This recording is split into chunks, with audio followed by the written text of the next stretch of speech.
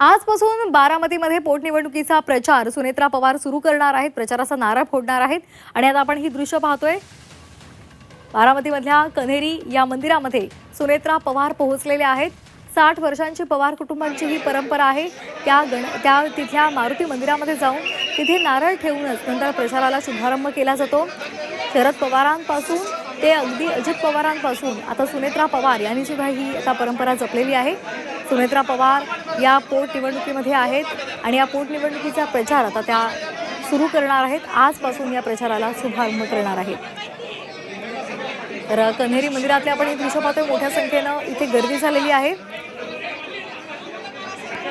साधारण 22 अपक्ष या निवडणुकीमध्ये मैदानामध्ये आहेत। सुनेत्रा पवार यांचाच विजय होणार हे जरी निश्चित मानलं जात असलं तरी सुद्धा ही निवडणूक होणार आहे आणि या निवडणुकीसाठीच प्रचाराचा भाग म्हणून आजपासून प्रचार सभा सुरू होणार आहे।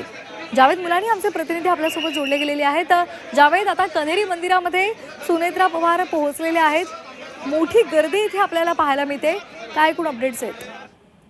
नक्कीच आपण पाहतोय की बारामतीची पोटनिवडणूक लागलेली आहे। त्या ठिकाणी सुनेत्रा पवार या माहितीच्या अधिकृत उमेदवार आहेत। त्यांनी आज पवार कुटुंबाच्या प्रथेप्रमाणे बारामती तालुक्यातील क्षेत्र कन्हेरी या ठिकाणी मारुतीरायाला नारळ वाढवून या प्रचाराचा शुभारंभ गेली अनेक वर्षाची परंपरा जी पवार कुटुंबाची आहे त्याच पद्धतीनं त्यांनी आज देखील या ठिकाणी येऊन सुरुवातीला स्मृतीस्थळावरती दर्शन घेतल्यानंतर त्या काटेवाडी या ठिकाणी आपल्या सासूबाई म्हणजे दिवंगत उपमुख्यमंत्री अजित पवार यांच्या आई अजित पवार यांच्या दर्शनाला गेल्या। त्यातून त्या कन्हेरी या ठिकाणी आलेल्या आहेत आणि या ठिकाणी त्यांनी मारुतीचं दर्शन घेतल्यानंतर आता या मंदिराच्या समोरच व्यासपीठ करण्यात आलेलं आहे। ते संपूर्ण गुलाबी रंगात आहे। त्या ठिकाणी मंत्री आदित्य तटकरे असतील, त्याचबरोबर दिलीप वळसे पाटील असतील, संजय राठोड आणि अनेक माहितीचे नेते मंत्री महोदय आमदार उपस्थित आहेत। एकूणच बारामतीची ही जी पोटनिवडणूक आहे सर्वांना बिनविरोध होईल असं वाटत होतं, मात्र तशी शक्यता आता मावळली आहे। कारण एकूण 23 उमेदवार जे आहेत ह्या रिंगणात आहेत आणि त्यामुळे आता महायुतीत म्हणून